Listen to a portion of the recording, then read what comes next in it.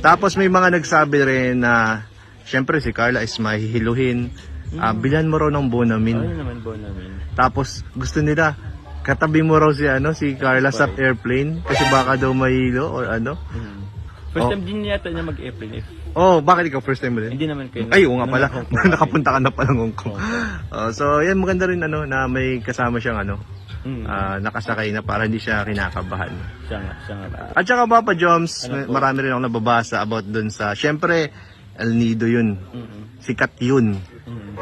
Maraming mga turista dun.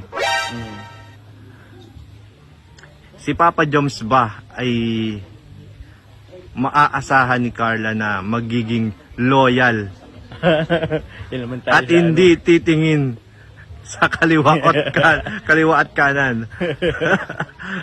Paano natin sasagutin yan? Hindi, paano ba? Kasi Makakaasa ba sila ang mga supporters na magiging tapat ka kay Carla? parang alam mo yung tipo parang kabayo ko yun na dapat meron na dapat din sa tingin. Siyempre hindi po. Tsaka maganda rin, pansin ko maganda rin talaga sa mga beach, lalo sa mga couples na kagaya ninyo. Couples. Couples pa nga. Maganda yung may mga parang couple outfit o Tingnan natin kung may mabili tayong gano'n. Kaya mas maganda yung magkasama kayong mamimili na.